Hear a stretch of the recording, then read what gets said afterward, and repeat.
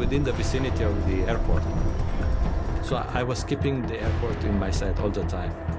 Then through the struggle, I lost my position. Ethiopian Airlines Flight 961. This $40 million aircraft has become a 100-ton glider. The plane is out of fuel. A crash landing in the sea is all but inevitable. A serene paradise in the Indian Ocean. The Comoros Islands is suddenly interrupted by a terrifying sight. A passenger jet appears on the horizon, speeding alarmingly low over the turquoise waves.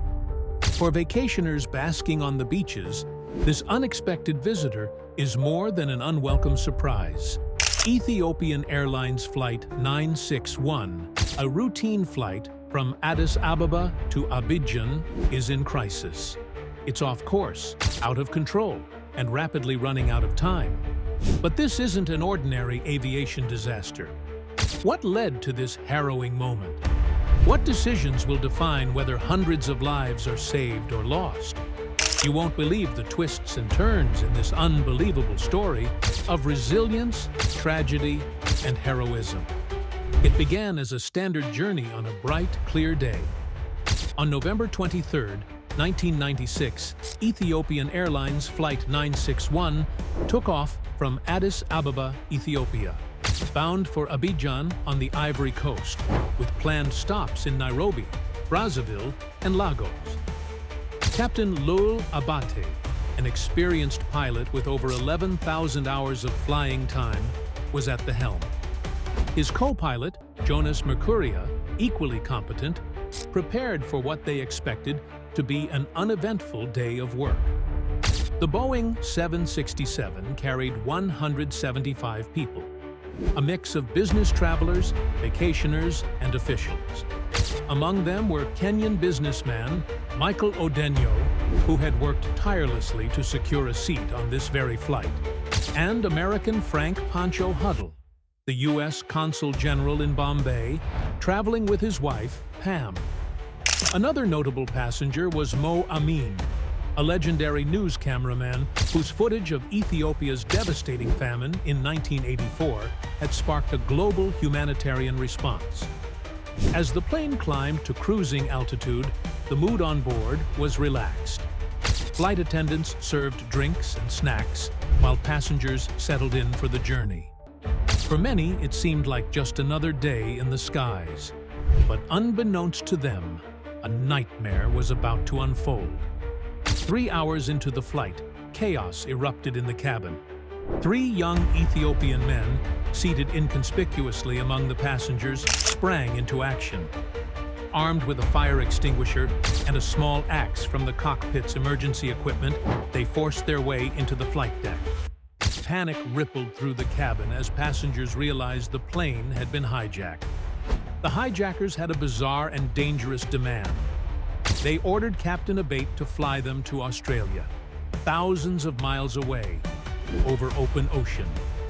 Abate, stunned by their request, tried to explain the impossibility of their demand.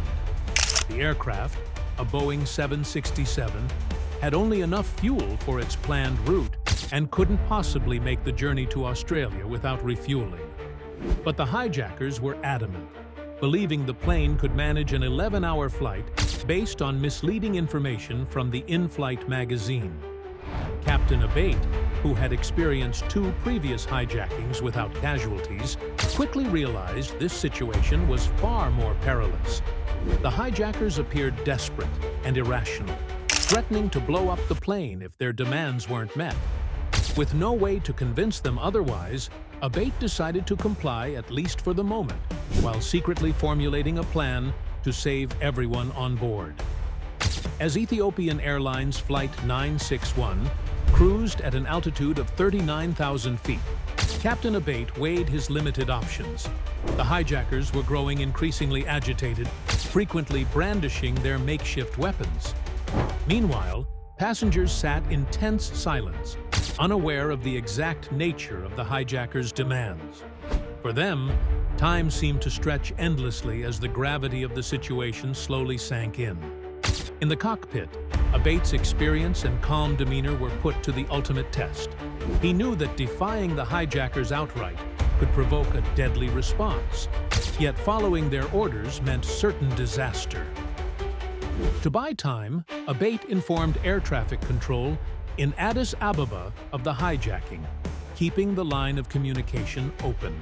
But as the plane continued south, the situation became increasingly dire. The hijackers' insistence on reaching Australia was physically impossible, but they refused to believe it. Frustrated by the captain's explanations, they began to suspect he was lying. Abate decided to take a calculated risk. Instead of heading east towards Australia, he subtly altered the plane's course to follow the African coastline. His hope was to reach the Comoros Islands, where he could attempt an emergency landing. This strategy provided a critical safety net, a chance to ditch near land, rather than in the vast and unforgiving expanse of the Indian Ocean. Meanwhile, the passengers remained unaware of Abate's covert maneuver. Among them, Mo Amin quietly observed the unfolding crisis. The seasoned journalist, who had faced life-threatening situations in war zones, began to formulate his own plan to confront the hijackers. However, most passengers were too paralyzed by fear to consider taking action. With every passing minute, the tension in the cabin grew heavier, as both the crew and the passengers realized that their fates now rested entirely in Abate's hands. Captain Abate knew that time was running out. Every second that passed brought them closer to a critical point: the inevitable depletion of fuel. With the hijackers still oblivious to the plane's limitations, he maintained a calm facade, skillfully masking the storm of calculations running through his mind. He needed a solution, and fast. The African coastline stretched below, a stark reminder of their fragile position. Abate's plan was clear: keep the plane close to land in case of a forced water landing. The Comoros Islands were his best option, but would they make it? As the hours dragged on, the tension in the cockpit escalated. The hijackers became increasingly volatile, their voices rising as they demanded confirmation that the plane was heading to Australia. Abate, steady as ever, nodded and reassured them, stalling for time while monitoring the fuel gauges with a growing sense of urgency. In the cabin, passengers whispered in hushed tones. Fear was palpable. A few clutched their belongings tightly, while others tried to comfort one another. Mo Amin, ever the journalist, moved discreetly among the passengers, gauging their reactions and attempting to rally some courage. His efforts were met with hesitation. Most were too frozen by fear to consider any form of resistance. Suddenly, a sharp alarm broke the silence in the cockpit. The first engine had run out of fuel. The sound reverberated through the plane, sending a wave of panic among the passengers. Abate quickly activated the Auxiliary Power Unit, APU, ensuring the critical systems remained functional. But with only one engine left, the window for a safe landing was closing rapidly. The hijackers, now alarmed, demanded answers. "Why is the plane slowing down?" one shouted, gripping the fire axe tighter. Abate's voice remained steady as he explained that they were conserving fuel for the long journey. Despite their growing doubts, the hijackers bought his story, though their suspicion was evident. Minutes later, the second engine failed. The hum of the aircraft gave way to an eerie silence, broken only by the sound of rushing air outside.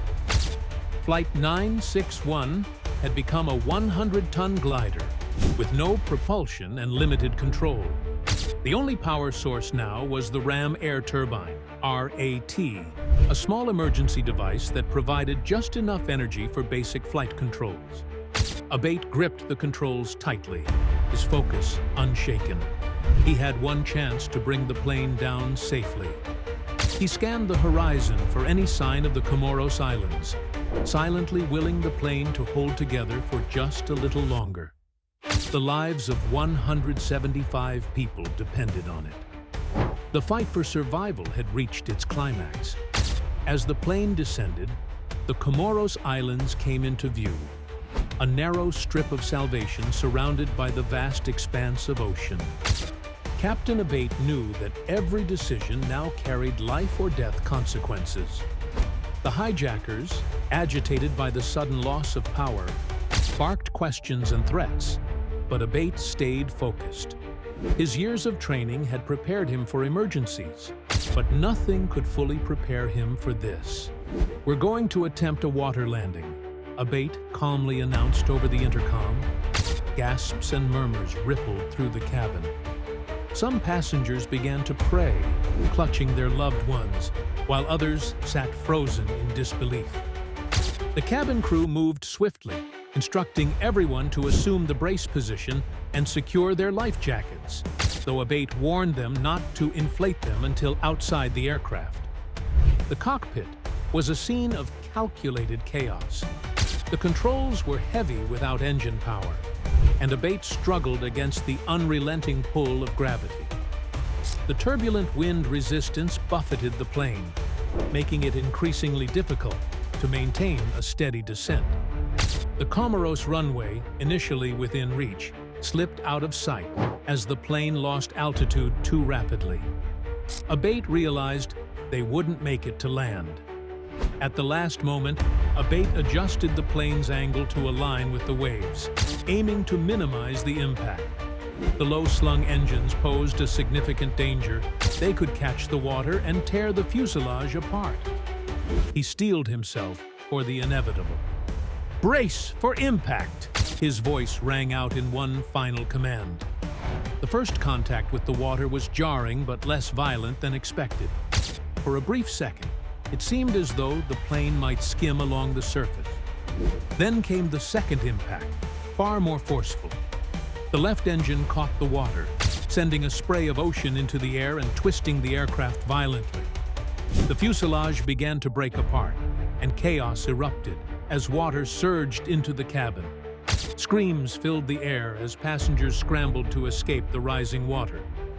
Those who had inflated their life jackets prematurely found themselves pinned against the ceiling, unable to dive under the water to exit. Others frantically unbuckled their seatbelts, fighting the disorienting tilt of the plane and the rush of cold seawater. Mo Amin, ever the hero, tried to assist a fellow passenger, but the impact had taken its toll. The legendary cameraman, whose bravery had been his hallmark, succumbed to injuries sustained during the crash. Elsewhere, Michael Odenyo clawed his way toward a light shining through a break in the fuselage, desperate for air and freedom. Captain Abate, battered but alive, worked quickly to free himself from the cockpit. He had done everything in his power to bring the plane down as safely as possible. Now, survival depended on escaping the wreckage and aiding those who could still be saved. The scene outside the plane was surreal. Floating debris, panicked survivors, and the shimmering outline of the Comoros Islands in the distance painted a picture of simultaneous devastation and hope. Abate scanned the water for signs of life. His mission now shifted from saving the plane to saving as many souls as possible. The critical moments before the crash had passed, but the battle for survival was far from over. The crash of Ethiopian Airlines Flight 961 was both catastrophic and surreal. The initial impact tore the plane apart, breaking it into three large sections. The fuselage split, allowing seawater to flood the cabin almost instantly. Many passengers who had prematurely inflated their life jackets were pushed upward by the buoyancy, becoming trapped against the ceiling. Others fought against the disorientation, struggling to free themselves from their seatbelts as the icy water rose around them. In the chaotic moments after impact, the ocean became a graveyard of debris. Floating luggage, broken seats, and jagged fragments of the aircraft were scattered across the surface. Survivors bobbed in the waves, clinging to whatever they could find to stay afloat. Screams and cries for help echoed as those still conscious called out for assistance or searched for missing loved ones. Captain Abate, having managed to escape the crumpled cockpit, immediately turned his focus to the passengers. His training and instinct kicked in as he swam through the wreckage, guiding survivors toward floating debris and reassuring those in shock. Despite the injuries he sustained during the crash, he worked tirelessly, determined to save as many lives as possible. Meanwhile, Michael Odenyo, one of the passengers, recounted the sheer terror of those moments. He had found a piece of wreckage to cling to, but was surrounded by chaos. Survivors flailing in the water, some injured, others in a state of panic. You could feel the desperation, he would later recall. Every moment felt like it could be your last. Among the dead was Mo Amin, the renowned journalist and cameraman who had documented some of Africa's most significant moments. His courage and determination to assist others during the ordeal were evident, but the crash's violent force proved too much for him to survive. His loss was deeply felt, both among the survivors and the broader journalistic community. Rescue efforts began almost immediately, aided by the plane's proximity to the Comoros Islands. Local fishermen who witnessed the crash were the first to arrive on the scene, navigating their small boats through the floating wreckage. They pulled survivors from the water and transported them to the shore, offering blankets and fresh water to those in need. Their swift response undoubtedly saved numerous lives. Tourists and resort staff on the islands also sprang into action. Equipped with limited resources, they helped organize rescue operations and provided first aid to the injured. Medical teams from nearby Moroni arrived shortly afterward, setting up a makeshift hospital on the beach. Their efforts brought some semblance of order to the chaotic aftermath, ensuring that the most critically injured received immediate attention. Of the 175 people on board, 125 tragically lost their lives. However, the survival of 50 passengers and crew was a testament to the heroism and quick thinking of those who responded to the crisis. Captain Abate's skillful handling of the emergency played a pivotal role in minimizing the loss of life, despite the catastrophic circumstances. The crash and its aftermath left an indelible mark on all who experienced it.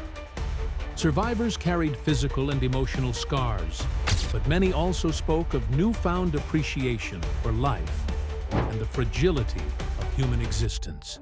For the Comoros community, the tragedy underscored the importance of unity and compassion in the face of disaster. In the aftermath of the crash, a remarkable display of courage and selflessness unfolded. As the broken remnants of Flight 961 floated in the ocean, local fishermen, tourists, and resort staff wasted no time rushing to the scene. They navigated their boats through the debris, plucking survivors from the water and providing makeshift flotation devices. Among these rescuers were scuba divers who had narrowly escaped being struck by the descending plane. Without hesitation, they dove into the wreckage, searching for anyone still trapped inside. On shore, a team of French doctors, vacationing at a nearby resort, quickly mobilized. Armed with limited medical supplies, they transformed the beach into a triage center. Survivors, many of whom were in shock and suffering from severe injuries, were carried to safety. The doctors worked tirelessly, treating fractures, head wounds, and cases of hypothermia under the sweltering tropical sun. Captain Abate emerged as a central figure in the rescue effort. Despite his injuries, he swam back and forth between survivors and rescuers, helping to coordinate the rescue operations. His presence brought a sense of calm and determination to those still reeling from the traumatic ordeal. For many, his unwavering leadership in the face of unimaginable chaos was a source of hope. Meanwhile, survivors like Michael Odenyo clung to pieces of floating debris, calling out for help and assisting others in staying afloat. It felt like an eternity, he would later recount, but seeing those boats approach was like seeing angels. Among the survivors, a spirit of resilience began to emerge. Passengers who moments earlier had been paralyzed by fear now found themselves helping others, forming human chains to pull people from the water. Tragically, not everyone could be saved. Mo Amin, who had dedicated his life to capturing stories of hope and despair, was among those who perished. His loss was felt deeply by those who knew him and by the countless lives he had touched through his work. The hijackers, who refused to follow safety instructions, also lost their lives in the crash, their misguided actions leading to catastrophic consequences. Despite the tragedy, the bravery of the rescuers and survivors brought a glimmer of light to an otherwise dark chapter. Local villagers opened their homes to the injured, offering food, clothing, and shelter. Emergency responders arrived swiftly, airlifting the most critical patients to hospitals in nearby Moroni. The heroism of that day did not go unnoticed. Captain Abate and his co-pilot, Jonas Mercuria, were later honored with numerous awards, including recognition from the Flight Safety Foundation. Their calm, decisive actions in the face of extraordinary circumstances had undoubtedly saved many lives. Likewise, the ordinary people who became heroes, fishermen, doctors, and tourists, received heartfelt gratitude from the survivors and their families. In the chaos of Flight 961's crash, humanity's best qualities, bravery, compassion, and resilience, shone through. Though the scars of that day would remain, the heroism of those who stepped up amid the turmoil served as a powerful reminder of the strength and spirit of the human will to survive. The crash of Ethiopian Airlines Flight 961 was a tragedy that left an indelible mark on the aviation world. While the loss of 125 lives was devastating, the incident also spurred significant changes in aviation safety and security protocols, leaving a lasting legacy that continues to protect passengers and crew worldwide. Improvements in cockpit security.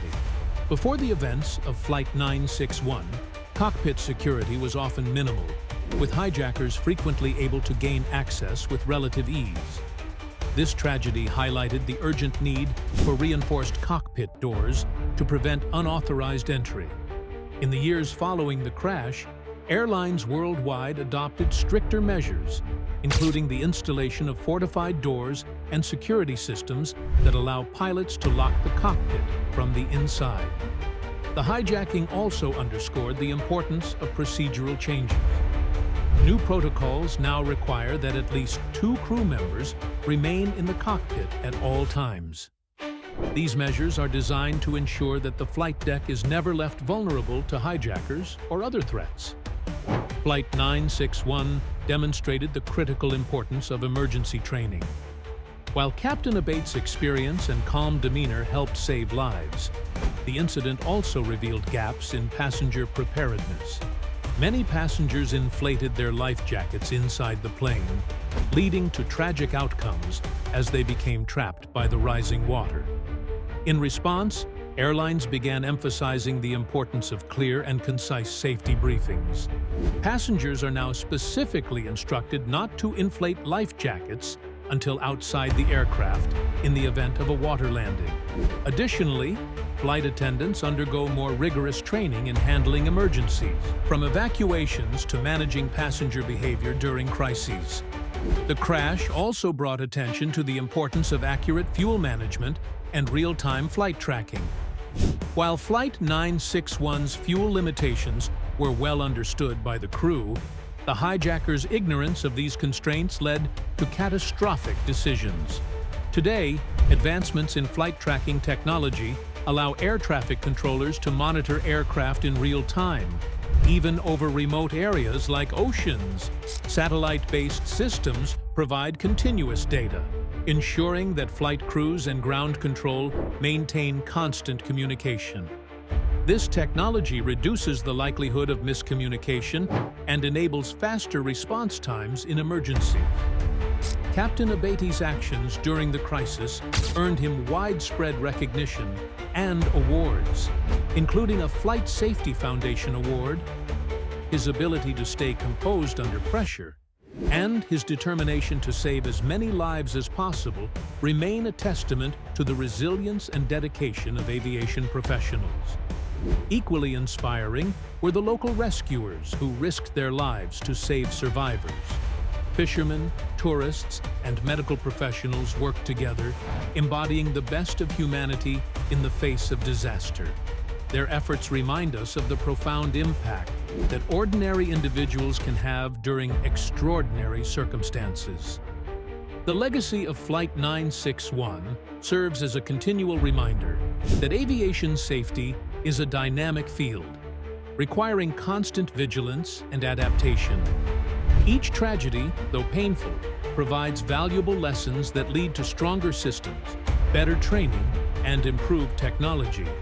Today, airlines and regulatory bodies around the world continue to analyze past incidents, ensuring that the skies are safer for everyone. Ethiopian Airlines Flight 961, though a heartbreaking chapter in aviation history, has left behind a legacy of progress, resilience, and hope. The story of Ethiopian Airlines Flight 961 is one of profound tragedy, but it is also a tale of resilience, heroism, and progress. While 125 lives were tragically lost, the legacy of this flight has shaped the future of aviation, making air travel safer and more secure for millions of passengers worldwide. From improved cockpit security to enhanced emergency protocols, the lessons learned from this disaster have transformed the industry. Captain Abate and his crew displayed remarkable courage and professionalism under unimaginable pressure, earning their place in history as examples of aviation excellence. The rescuers, both local and international, proved that even in the face of disaster, the human spirit can shine brightly through acts of selflessness and bravery. Though the pain of that day will never fade for those who lived through it, the changes brought about by Flight 961's legacy serve as a tribute to those who lost their lives and a beacon of hope for a safer future. As we reflect on this story, we are reminded of the critical importance of learning from tragedy to build a better, more secure world.